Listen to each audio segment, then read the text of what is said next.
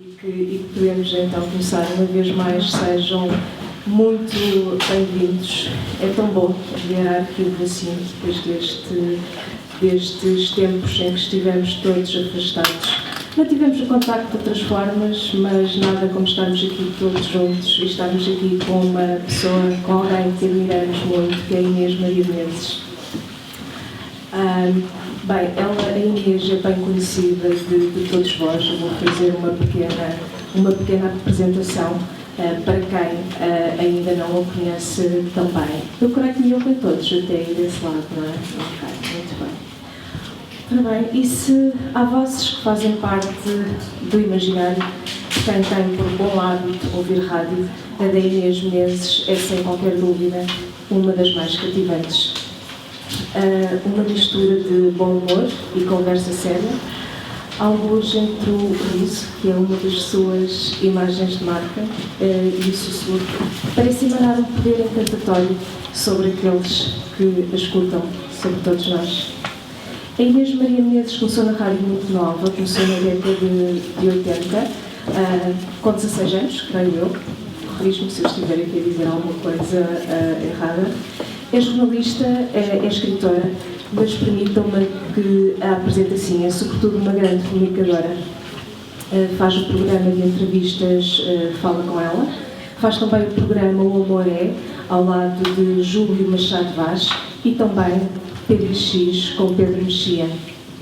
Escreve crónicas desde o final de 2020 no público online, e dessas crónicas resultou este livro, O Coração Ainda Bate, onde discorre sobre o cotidiano desde a infância até ao presente. A Inês hoje está do outro lado da conversa. Habitualmente é ela quem faz as perguntas, hoje somos nós que falamos com ela e é ela que vai responder essas perguntas. Inês, uma vez mais, muito obrigada. Obrigada eu, boa tarde a todos. E obrigada pela vossa presença aqui, por estar aqui num ambiente tão acolhedor, alguns até com um copo de vinho na mão. Saúde para todos. E sim, é muito bom, é um regresso. Eu já estive cá antes e de facto é muito bom podermos estar todos juntos, sobretudo num sítio tão especial como este. Obrigada pelo convite. Muito obrigada. O Coração Ainda Bate é um livro delicadíssimo, uma vez mais, com uma linguagem muito íntima, muito próxima, num tom quase confessional, diria eu. Deixem-me só, antes de fazer a primeira pergunta à Inês, ler uma frase que o Walter Ugumem escreveu sobre ela. Neste livro, que aberto em Cargos Sentimentais, um livro anterior da Inês, e que já vai na 6ª edição, também uma edição da Contraponto, tal como O Coração Ainda Bate. E o Walter Ugumem escreveu o seguinte sobre a Inês. Eu bem disse que a Inês é a mais perigosa das mulheres. Fica-nos com o coração. Temos de repensar o corpo para que sobreviva com tão nuclear propriedade alheia ao centro do peito. São muito bonitas estas palavras. Inês, o teu coração ainda bate, obviamente, bate e bate forte, mas nestes dias, depois de um período tão diferente, tão adverso, o que é que ainda faz bater o teu coração? Sempre as mesmas coisas, as pessoas, o meu encontro com as pessoas, de uma maneira geral, essa possibilidade de alguém me escrever, alguém desconhecido e ter uma história para contar, um convidado que tem toda a generosidade em partilhar o seu mundo com o meu. Falo muitas vezes da importância que a música tem na minha vida, talvez por isso tenha casado ontem com um músico. Nunca pensei em vir passar a lua de mel a Leiria, mas cá estamos nós. A música tem de facto muita importância para mim desde sempre. As canções, o poder das canções, o poder arrebatador das canções, mas também as histórias que se contam nos livros, nos filmes, é isso que faz o meu coração bater. Mas eu acho que a coisa mais importante para mim é de facto essa possibilidade do encontro, de estarmos aqui hoje, de encontrar o outro que vai ser entrevistado, de me cruzar com alguém na rua e que de repente esse alguém está aqui retratado numa destas crónicas. acho que a nossa existência não faz sentido sem o outro. E, portanto, eu diria que o nosso coração bate sempre pelo outro, seja ele quem for. Música, a literatura, o cinema está muito presente na tua vida. Aliás, segundo sei, o coração ainda bate, deriva durante o filme, não é? Tanto bater o meu coração parou. Tal como fala com ela, não é? Deriva também do título do filme do Pedro Almodóvar.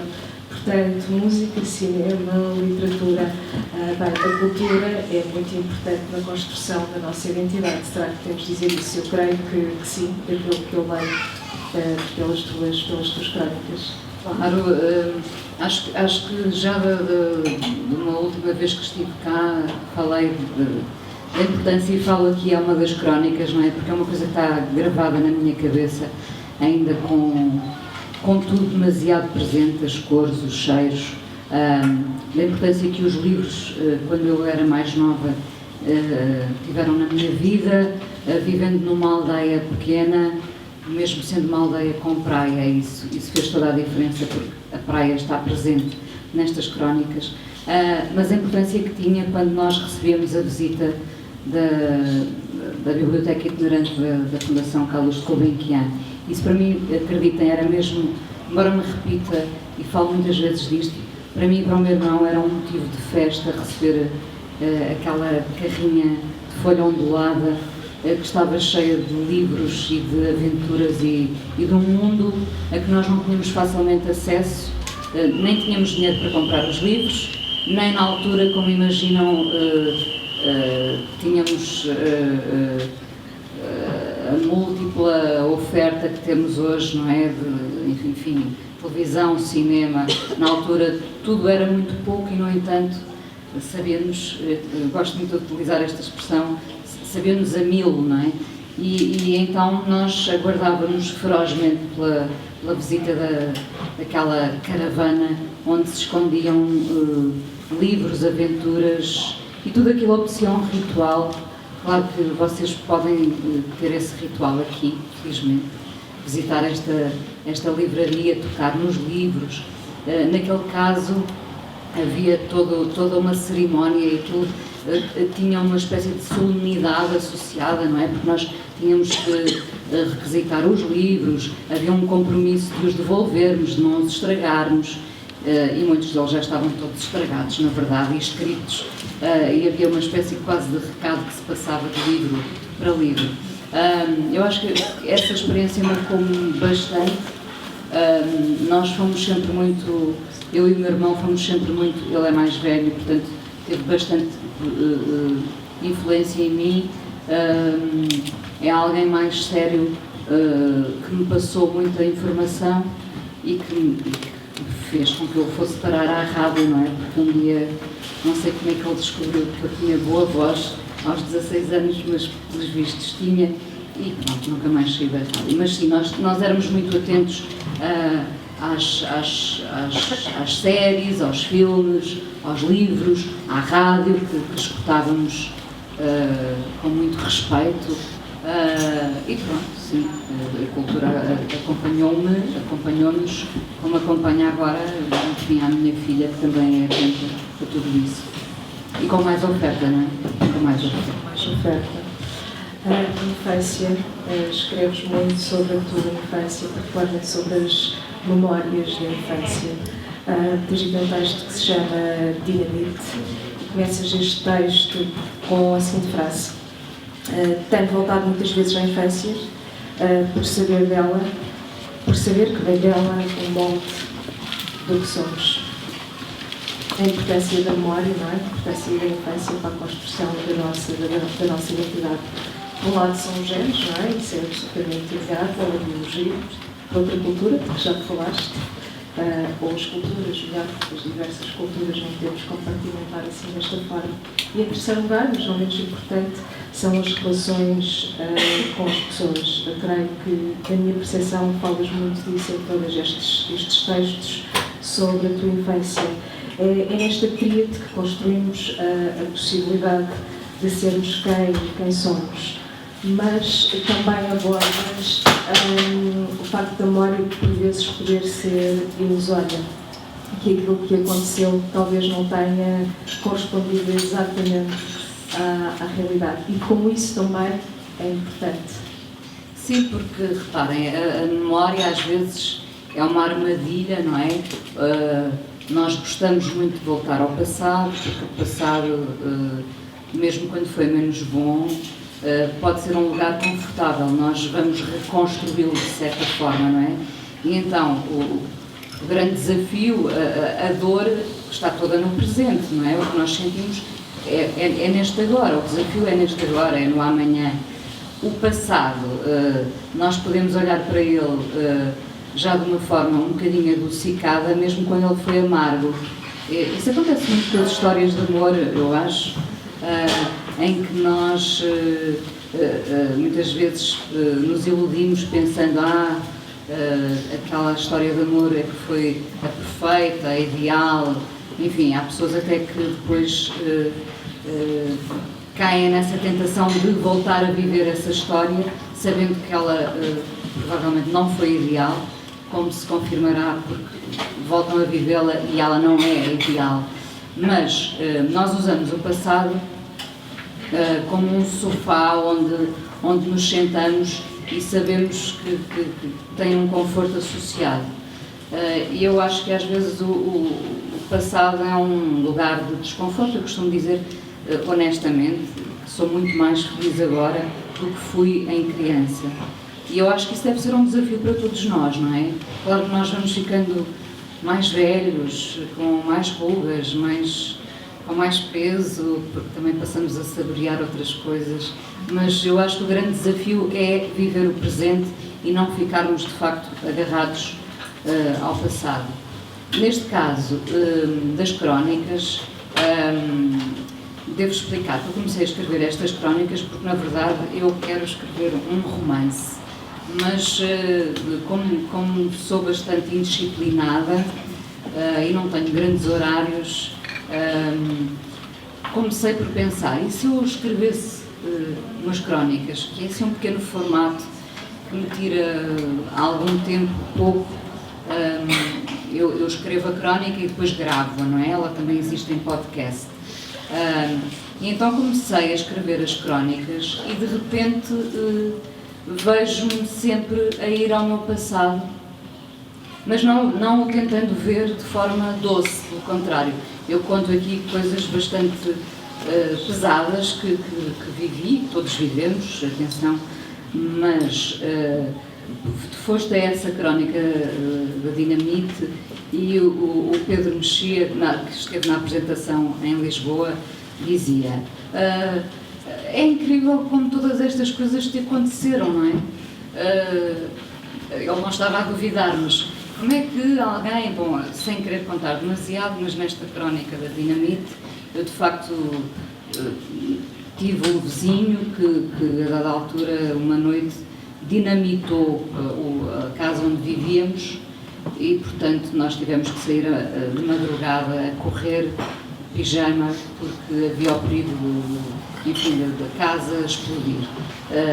E, no fundo, o Pedro perguntava, mas como é que estas coisas todas aconteceram? E eu não tenho resposta, quer dizer, penso que às vezes há uma vontade, há uma predisposição em ir ao encontro de determinadas coisas, não é? Há um magnetismo, mas neste caso, como imaginam, eu não queria nada estar a sair, sobretudo porque era uma criança, não é? E fiquei bastante assustada com o que vivi nesta casa e as coisas que vivi em mim dele, mas muitas das coisas que me acontecem porque penso que tenho disponibilidade para as viver, não é?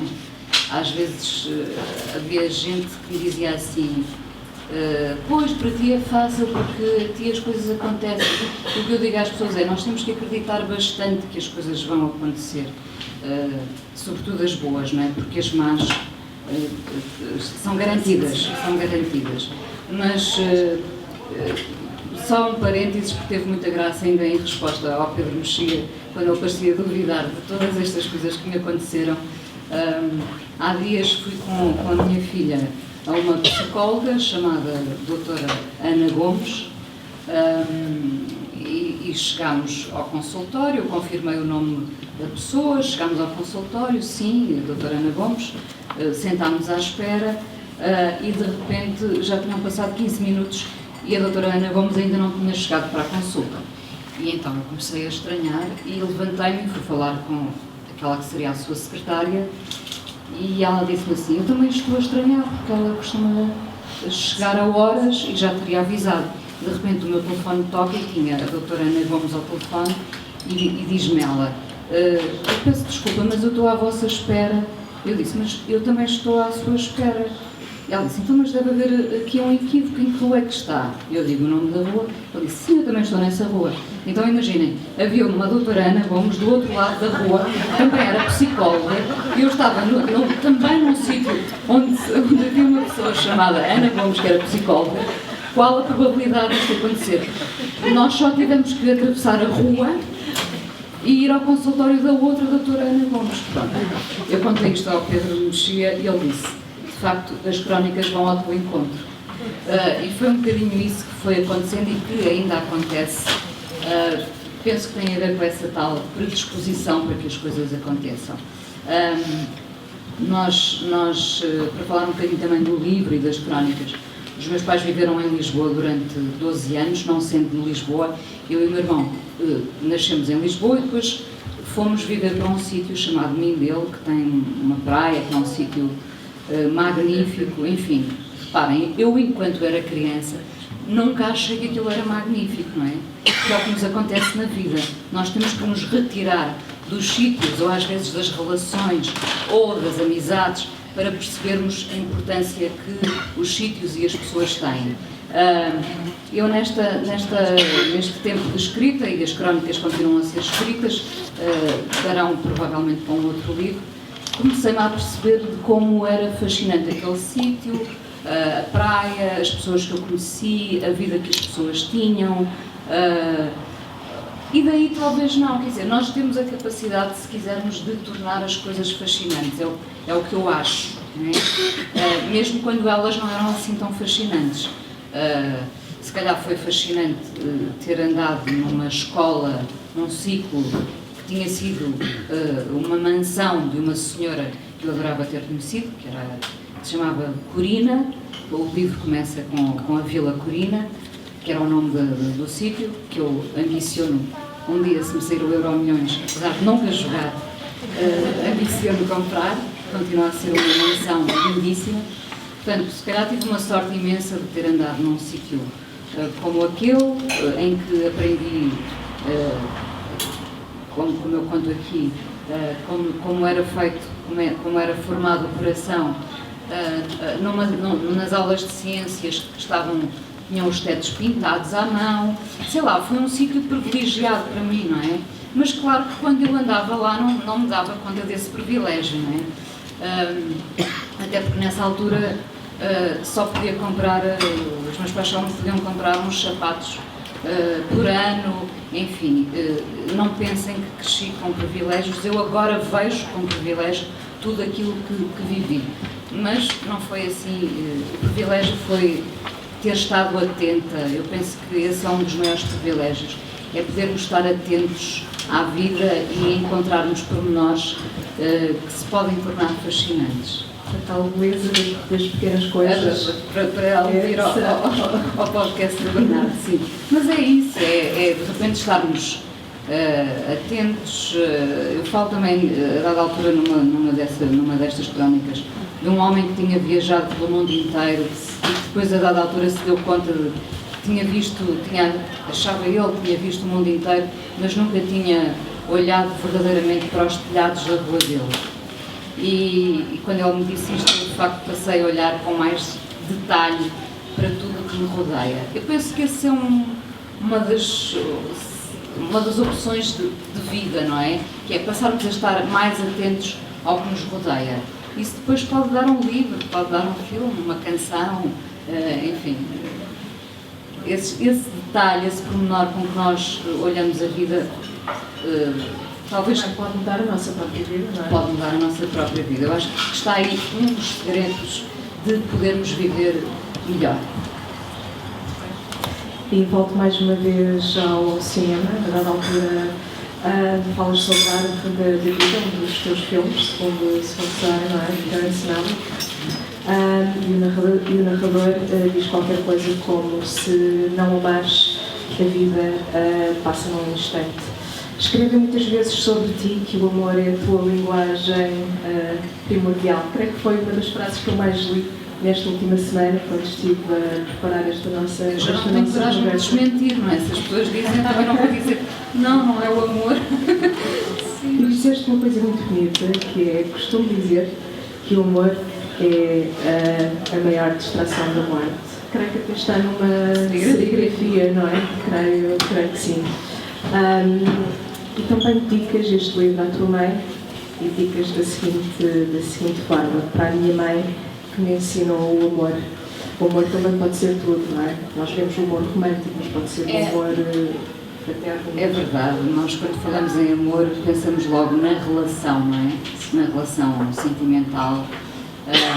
Eu agora percebo que a minha mãe, talvez inconscientemente, não sei, sempre pôs muito amor em tudo o que fazia. A minha mãe, lembro-me perfeitamente das irmãs, falo aqui das irmãs também da minha mãe, todas com muito sentido do humor. As irmãs da minha mãe sempre lhe perguntavam porque é que a comida dela era tão boa, e eu só vim a descobrir mais tarde que a comida da minha mãe era tão boa porque ela punha muito amor, põe muito amor na comida e põe muito amor em tudo o que faz, e é extremamente generosa e escolheu ser generosa, apesar da vida muitas vezes não ter sido generosa com ela. O amor tem muitas formas, portanto nós facilmente o direcionamos para essa relação sentimental, conjugal, mas o amor manifesta-se de muitas maneiras, até na ponta dos dedos, até na forma como cozinhamos, ou como as rosas da minha mãe, desculpem se têm jardins, mas como as rosas dela são as mais bonitas e cheiram tão bem, porque ela de facto põe demasiado amor naquilo que faz, e quando nós somos novos não nos apercebemos disso. Depois, à medida que vamos crescendo, vamos cada vez mais valorizando esses pequenos gestos, e para mim é um prazer ainda ir lá e ver as rosas que continuam a crescer e que cheiram tão bem. Por favor, sintam-se à vontade de entrar na conversa. Quando tiverem uma pergunta ou um comentário, é só façam-me sinal, por favor. Gostaria de ler, deixem-me só encontrar aqui, e que às vezes não percebo a minha própria letra, e então estou a olhar para o meu caderno a tentar decifrar aquilo que eu escrevi, e já acho que vou chegar lá daqui a uns segundos. Página 100. Agora eu já percebi, página 119.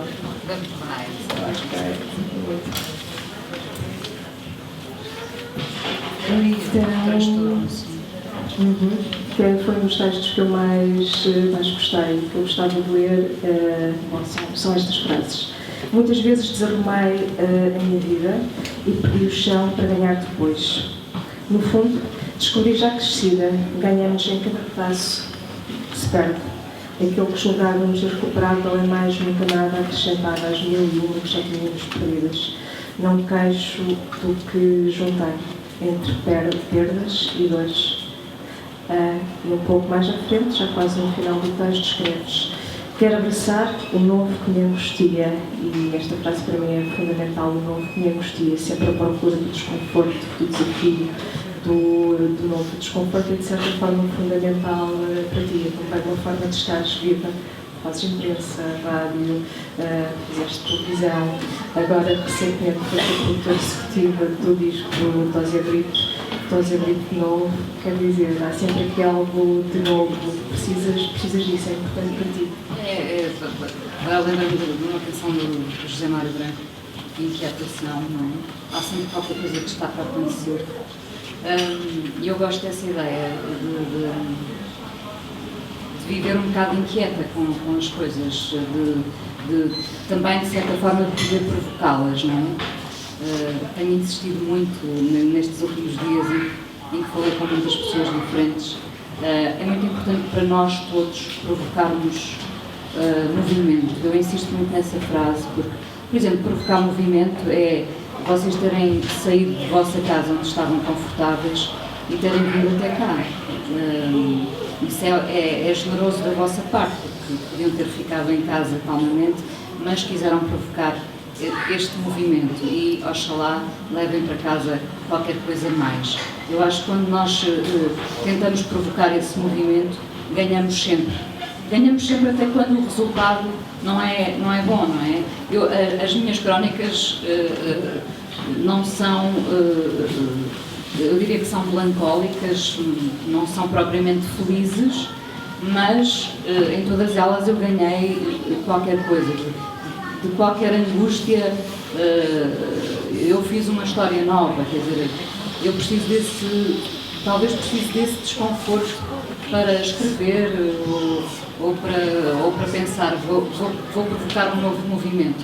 Gosto dessa ideia, sinceramente, de nós podermos rentabilizar as nossas dores e não ficarmos agarrados a elas, vendo-as sistematicamente como uma coisa negativa que nos aconteceu, e agora temos que ir em frente, temos que viver novas coisas e, se quiserem, a partir dessas dores, quem sabe escreverem crónicas, fazerem outras coisas, fazerem receitas novas, sei lá.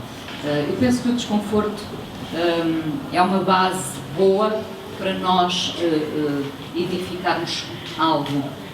E foi o que eu fiz. Não foi consciente, como digo. Quando comecei a escrever, pensei, sobre o que é que eu vou escrever? O desafio fui eu própria que me lancei, portanto não foi um convite, fui eu que propus ao público escrever estas crónicas e comecei a pensar sobre o que é que eu vou escrever. De repente vi a minha infância à frente e pensei, vou escrever sobre esta infância, não tem nada de especial, mas é a minha, e qualquer um de nós pode escrever sobre a sua, e muito sobre o encontro com os outros, sobre as pessoas que eu vejo na rua. Para mim são sempre fascinantes, é como ver uma luz acesa na casa de alguém que não sei quem é e pensar, aquela luz parece-me reconfortante, e tentar imaginar o que é que se vive dentro daquela casa. Isso para mim é sempre estimulante, não é? É sempre um ponto de interrogação que me leva a ir atrás e escrever e perguntar, e o que é que se passará mais? E se é que aquela mulher faz sistematicamente isto? No fundo, ter sempre perguntas, não é? Para ter crónicas. Mas mesmo que venha um romance. Espero que sim. És uma pessoa totalmente curiosa, sempre foste assim desde criança, como escreveste sobre isso. Chegaste a escrever numa frase como foi sempre na verdade a curiosidade que me levou a algum assunto, algum tema que nunca te canse, e por outro lado alguma coisa que te aborreça profundamente, sobre a qual não tenhas nenhuma curiosidade, não queiras saber mais sobre isso. Não, eu quero sempre saber sobre tudo, não é? Na verdade, quer dizer, não me interessa perceber se aquele lance estava fora de jogo. Não me interessa tanto, quer dizer, eu gosto de futebol, mas não me interessa estar. Comecei a gostar menos de futebol, sinceramente. Nunca percebi o conceito de fora de jogo, foram esses. Não me interessa, o futebol, eu gostava até bastante de futebol e nos últimos tempos passei a ver menos poesia no futebol, por se ter tornado um negócio tão evidente. Apesar de você gostar muito de futebol, é um grande conhecedor do futebol, mas eu afastei-me um bocadinho do futebol, porque o futebol não é coisa que me interessa já tanto. Tudo me interessa se as pessoas quiserem partilhar os assuntos que têm em mente, quer dizer, repara, eu convido alguém para ir ao Fala Com Ela, esperando que essa pessoa me vá contar mais um pouco sobre si. Isso para mim é sempre fascinante, saber mais. Lá está, tendencialmente a coisa desagua no amor, mas também pode desaguar no humor, não é? que eu aprecio bastante e alimento muito. De resto, quer dizer, conversas técnicas não me interessam muito, não é? Pronto, não sou muito dessa turma, mas tudo me interessa, tudo, eu acabo de ver um filme, que você sabe, e imediatamente vou investigar um bocadinho mais sobre aquilo, sobre as pessoas, podem ser os atores, podem ser as pessoas que inspiraram o filme, o livro. Temos que seguir o rastro das coisas, não é? Para continuarmos aqui e a vida ter interesse. Acho que tem que haver um detetive sentimental, vá, em cada um de nós, para seguirmos um rastro qualquer. Diga. E alguma vez se encontrou com o ódio? Alguma vez se encontrou com o ódio e como é que evoluiu? Sim, eu em pequena senti-me muitas vezes discriminada. Também falo disso aqui nas crónicas. E eu penso que essa discriminação, na altura não era tão consciente assim, penso que essa discriminação me fez perseguir uma coisa que eu hoje em dia não consigo ainda assimilar bem, que é a injustiça. Ver pessoas injustiçadas é uma coisa que me pode provocar. O ódio é uma palavra muito forte, mas é um sentimento que eu tento digerir e transformar em qualquer coisa de útil. Há pessoas com quem eu não me quero cruzar, vou ser franca, há pessoas com quem eu que não me fizeram bem, evidentemente todos nós temos uma história dessas para contar, não é? Mas há uma coisa que eu acho que a vida me ensinou, que é, não interessa assim tanto guardar coisas dessas, rancores. Não acho o rancor uma boa palavra e uma boa linguagem. Acho que o ideal é deixar essas coisas para trás. Portanto, ódio, se calhar, acho uma palavra forte, mas tenho dificuldade em lidar com injustiças, talvez por me ter sentido injustiçada em determinadas alturas. Todos nós, no fundo, não é? Mas o ódio é uma linguagem muito forte e ainda há dias estivemos a ver um filme que falava de vários conflitos e, nomeadamente, o conflito na Síria, que é uma linguagem que eu acho que ainda nós não percebemos.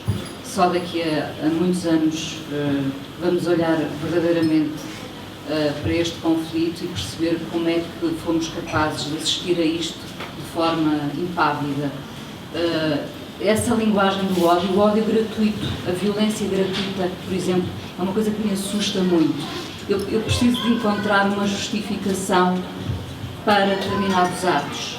Quando acontece uma coisa muito feia, eu preciso de ir à procura de respostas. Porque é que aquele pai fez aquilo àquela filha? Porque é que alguém matou desta forma desumana? Matar é sempre desumano, mas eu preciso de ir à procura de respostas. Se eu não encontro respostas, é algo que eu vou digerir muito mal. Muito bem, mas há alguma pergunta ou algum comentário? Olá, boa tarde. Olá. Na minha perspectiva, a escrita passa muito por uma questão de necessidade pessoal, mas obviamente com um pouco de talento. No seu caso, como é que é? O que é que lhe acontece primeiro? O que é que sente primeiro? Tem um talento inato ou precisa mesmo de fazer aquilo? Claro, obviamente tem anos, não é? Mas não estou a questionar o último. Sim, não. Agora tenho só esta pressão que é, uma vez que me comprometi, não há nada melhor do que o compromisso, não é? Para nos levar em frente nestas aventuras. Claro. Devo dizer, por acaso o José sabe que me sai muito facilmente a escrita. As crónicas podem nascer, como ainda aconteceu a semana passada ou há 2 semanas, de uma pergunta que a minha filha me fez na casa de banho. Pronto. A partir daí eu construo qualquer coisa. Agora já é um exercício, não é? Agora já é um exercício frequente, mas durante muito tempo não me dei a esse exercício. Eu penso que se queremos começar, temos que nos comprometer. Daí eu ter proposto isto ao público, não é? Agora é muito feio dizer que já não quero escrever mais, percebem? Portanto, eu tenho este compromisso e vou honrá-lo. Acho que devemos fazer isso. Ou, por exemplo, o Fala Com Ela, o programa de rádio que eu faço há 17 anos. Eu podia acabar, evidentemente, com o programa, mas eu sinto que tenho um compromisso com os ouvintes. E, portanto, a dada altura, quando nós fazemos um compromisso, não queremos desiludir o outro e os outros, não é? É isso que eu tento fazer. Primeiro comprometo-me e depois vejo se sou capaz.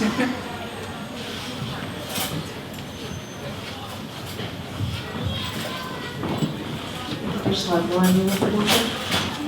Creio que não. Aqui? Sim, desculpe, não tinha visto. Olá, boa tarde. Já escrevia em miúda, não é? Em criança, ou foi uma coisa que tem vindo a acontecer mais tarde? Não, eu escrevia... Os poemas que os adolescentes fazem. Sim. Eu escrevia textos muito angustiados, é verdade, na adolescência, como quase todos nós, e gostava particularmente de escrever composições na escola, redações, composições. Eu lembro-me de uma vez, por exemplo, nunca mais me vou esquecer disso, em filosofia,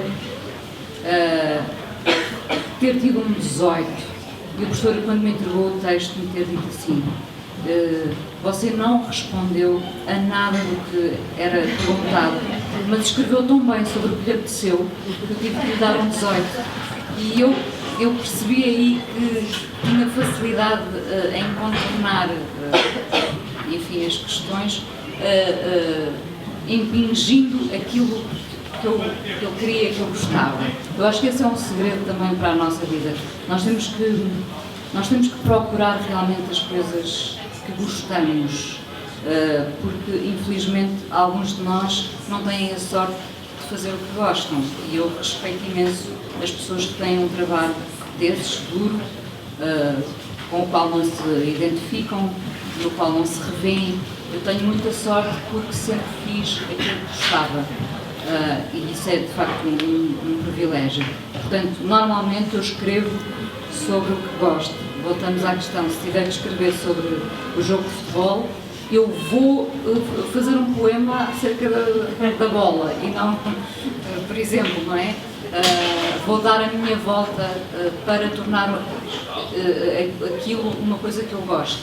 Eu acho que fiz sempre isso, na escola, na vida, fui sempre à procura das coisas que eu gostava e portanto, a partir do momento em que eu gosto, sai facilmente, não é? É como as pessoas, por exemplo, têm um talento imenso para desenhar ou pintar. Acaba por não ser um sacrifício, é uma coisa natural, não é?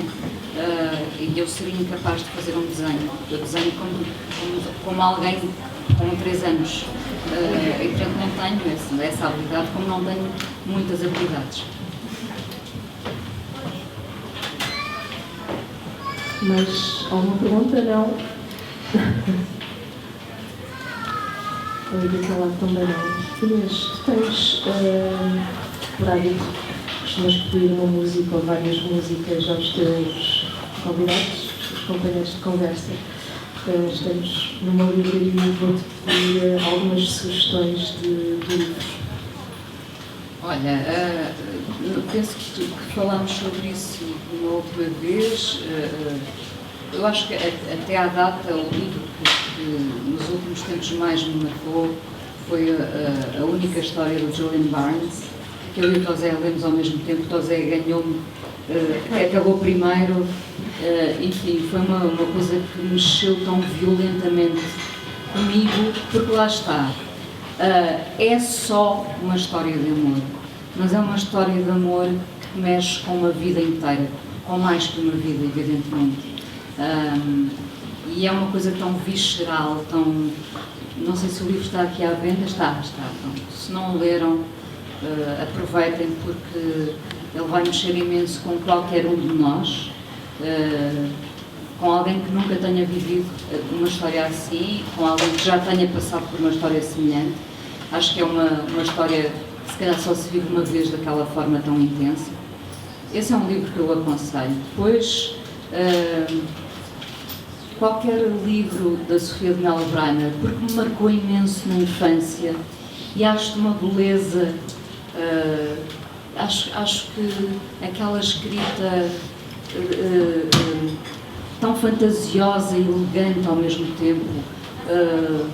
Quando a minha filha estava na escola primária, relemos a Fada Oriana e aquilo foi tão encantador, para mim foi tão fascinante voltar a ler aquele livro. Depois de poesia, sei lá, eu gosto muito do que o André de Cedeiro escreve, não sei se está aqui à venda ou não, está. Gosto bastante da habilidade que o André de Cedeiro tem em juntar palavras muito simples e dizer coisas muito complexas, porque essa é uma arte, com palavras simples. Nós não precisamos de usar palavras caras para impressionar os outros. Eu acho que nós temos que falar numa linguagem com que todos se identifiquem e que lá está, que chega ao coração. Depois, como sabes, Susana, eu gosto muito da poesia da Filipa Leal. Alguns livros esgotaram, não é? Algumas edições esgotaram, mas também gosto da forma como ela escreve, porque escreve, lá está, dessa forma. No caso da Filipa Leal, ela já escreve de uma forma muito particular, mas convido-vos a lerem a Filipa Leal, que é uma mulher com um universo feminino muito particular. E deixa-me pensar. Não sei se ainda há, eu falo aqui neste livro, numa crónica, porque marcou imenso a minha adolescência, os livros do Bret Easton Ellis, que, enfim, tinham muito a ver naquela altura com o que se vivia, rock and roll, não é? Uma ideia assim, um universo pop, rock and roll, muito pop e muito rock and roll. E também muito fantasioso, muito americano, não é? Muito cinematográfico. Depois ele escreveu O Psicopata Americano e eu já fiquei perturbada com aquilo. Lá está, a violência gratuita que eu não percebi muito bem. Li muito, na altura li muito os livros do Raymond Carver. Não sei se encontramos aqui Três Rosas Amarelas, por exemplo. Falamos quando falamos de amor, a Catedral, também, sim. Foram livros que me marcaram bastante. Enfim, mas se for para levar se não for para levar o meu, levem a única história, porque esse livro fez-me chorar como eu já não chorava há muito tempo. Às vezes até temos saudades de chorar assim, com uma história tão poderosa e que remexe com o mais profundo em nós. Levem esse. Inês, para terminarmos, gostaria de pedir uma leitura. Uma leitura de uma crónica. Sim, queres escolher um texto?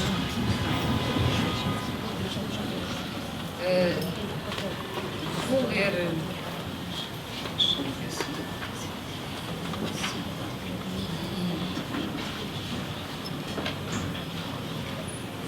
Vou ler uma crónica dedicada à minha tia Carolina e também, de certa forma, à minha família, às irmãs da minha mãe, à minha mãe, porque eu também não me apercebia quando as pessoas perguntavam de onde é que vem o humor. Vem destas irmãs que se sentavam a chorar a rir. Às vezes tenho saudades dessas coisas de chorar a rir, não é? Nós não temos tido grandes motivos para chorar a rir, não é? Infelizmente. E eu via, era muito pequena e agora lembro-me delas a chorar a rir por coisas absurdas e tenho realmente saudades disso. E esta crónica chama-se Um Domingo de Chuva. Eram 4 irmãs, a mais velha chamava-se Carolina. Carolina era uma mulher forte, de olhos claros, mas um vendaval de riso e de generosidade. A fotografia que nunca tirei leva-me sempre a ver as 4 irmãs sentadas em cadeiras de praia, rindo, nunca eu soube de quê, mas havia um constante: olha, e o E a pergunta desaguava em tardes de riso das irmãs. Lembro-me nessa fotografia impossível de as ver em lágrimas de tanto rir, e eu miúda à procura de respostas para aquela insanidade boa, aquela libertação de 4 mulheres lutadoras, cada uma à sua maneira. A tia Carolina era a irmã mais velha da minha mãe. Às vezes, quando me perguntava de onde veio o meu sentido de humor, eu lembro-me dessa fotografia a cores que nunca pude tirar, mas onde estava contido o riso de uma vida, de várias vidas, de 4 irmãs. A tia Carolina chegava aos domingos para aproveitar a praia e eu lá ia com a família, assistindo com perplexidade a tudo o que não percebia. A praia embrulhada num nevoeiro que se entranhava e a água do mar a uma temperatura que impediria qualquer um de nós de lá enfiar um dedo que fosse, todos a seco, menos claro, a tia Carolina. Ela avançava destemida para o mar e 1 hora depois voltava com um sorriso maior que ela, dizendo: estava tão boa a água, estava sempre perfeita a água para ela, nunca fraquejou. Lembro-me especialmente dos dias cinzentos em que me perguntava: será que a tia Carolina vem hoje? A praia parecia-me um cenário impossível, mas não para ela. Às vezes chegávamos com o areal molhado da noite de chuva, mas nada disso lhe assustava o sorriso. E então a chuva voltava, mesmo que fosse de mansinho, e ela enfiava-se no mar. Ria de todos nós por não sermos destemidos como ela. Abrigávamos entre barracas e paraventos à espera de que a chuva parasse. E lá ao fundo, ela boiando, um relevo que saltava à vista num mar deserto em domingo de chuva. Eu, infeliz, a ver a chuva num dia que deveria ser de verão, e ela de regresso até nós, rindo mais do que nunca, garantindo que com a chuva a água estava ainda melhor. Demorei anos para perceber tudo isto, a generosidade dela, o prazer de viver, o riso e a água do mar como libertação, os sacos de maçãs de pele enrugada que trazia para oferecer à minha mãe. O riso e a generosidade, 2 coisas que percebo agora melhor. A tia Carolina era uma católica conservadora que rezava pelos filhos dela, pelos dos outros, pelos clientes da sua pequena loja, pelo mundo em geral. Talvez fosse essa fé a atirá-la para as ondas sem medo e a juntar gente, comida, convívios. Quero pensar que veio dela a minha vontade de inventar motivos para fazer festas. Uma ideia de celebração que às vezes nos falta, porque tememos, mesmo sem querer, a pequena punição inconsciente que nos lembra de que a vida é feita de sacrifícios e de que o prazer é coisa pouco normativa. Rir já é uma forma de fintar os sacrifícios, as dores, o fim inevitável de tudo. Há muito tempo que me escudei no riso para me distrair do incompreensível e choro a rir, como as 4 irmãs, agora perante a perplexidade da minha filha. A minha filha diz-me: está tudo bem contigo, mamãe? A tia Carolina deve ter sido a primeira e última pessoa a chamar-me Inesinha, já eu era grande. E ela tinha aquele hábito bonito de chamar pequenas às mulheres todas, mesmo que a idade já tivesse feito delas senhoras. Quando fui para a maternidade, levei comigo uma camisa de noite dela, já ela tinha morrido há uns anos. Na minha cabeça, continuo a vê-la a boiar num domingo de chuva, sem outras alegrias que não a dela.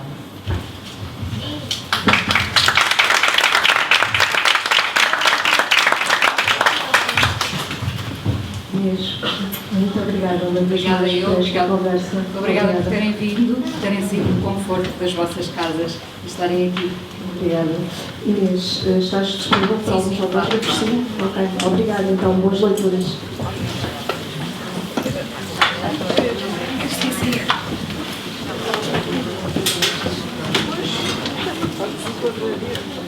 Não sei quanto é.